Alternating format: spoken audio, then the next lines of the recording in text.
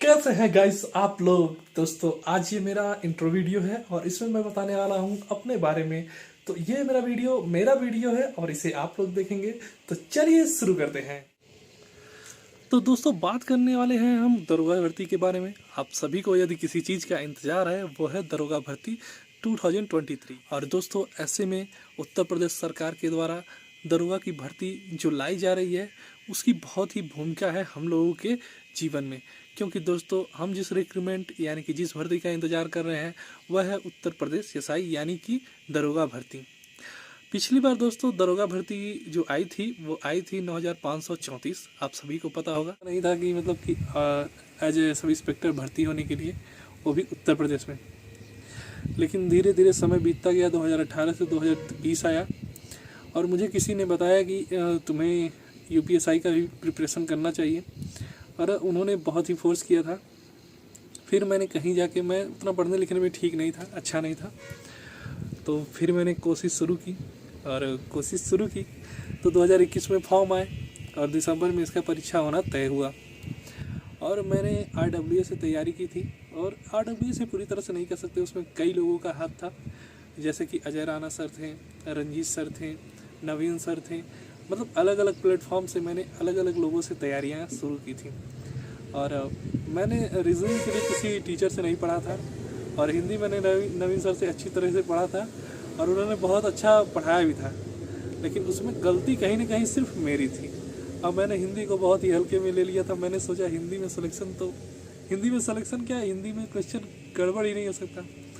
लेकिन भाई साहब, पर्यायवाची और विलोम में ऐसा कन्फ्यूजन उन्होंने पैदा किया ऑप्शंस में और मुहावरा में भी कि दोस्तों जिसमें मैं कंफ्यूज हो गया। और 40 में से मात्र मेरे 28 ही क्वेश्चन सही हुए।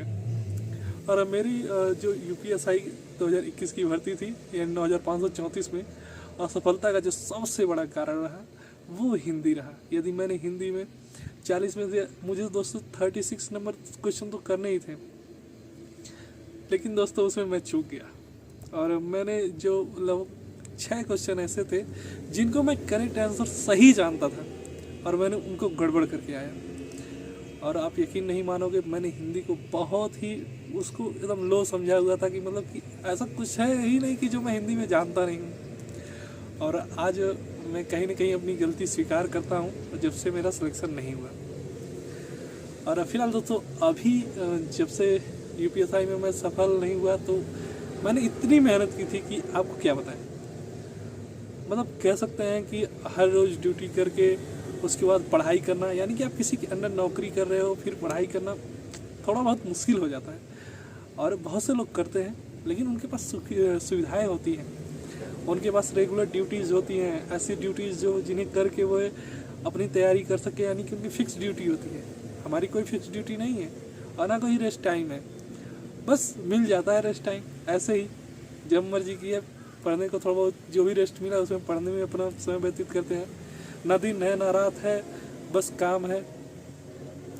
आप वतन पे रहते हैं तो आपको दोस्तों सरहद की हिफाजत करने वाले लोगों के पास इतना समय नहीं रहता, उन्हें ज़िंदगी में लोगों से मिलने का समय नहीं होता। आप ऐसे लोगों से कनेक्ट नहीं हो पाते जो आपको मोटिव कर सके।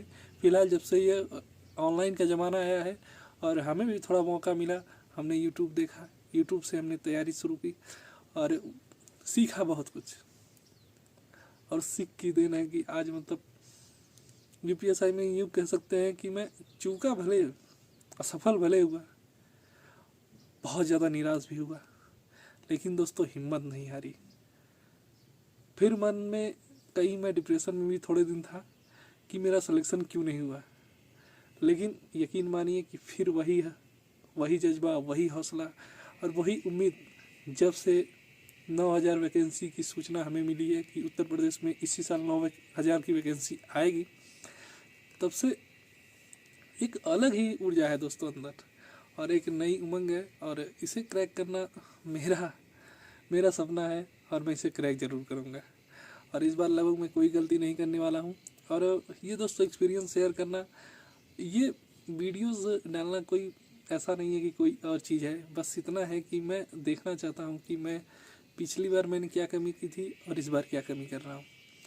और इन वीडियोस को अगर सिलेक्शन मैंने ले लिया तो इन वीडियोज़ को देखूँगा और अपने आप को याद करूँगा कि मैंने क्या किया था और मैंने किस तरह से संघर्ष किया था और उत्तर प्रदेश में कैसे मैंने सिलेक्शन लिया था। बस इतना ही कहना था। बाकी अब दोस्तों, यदि आप इस वीडियो को देख रहे हो तो आपकी क्या ओपिनियन है, आप कमेंट सेक्शन में ज़रूर लिखिएगा। आपके कमेंट का मुझे बहुत ही, मैं ध्यानपूर्वक आप लोगों के कमेंट पढ़ता हूँ और हो सकेगा तो सबका रिप्लाई भी ज़रूर दूँगा।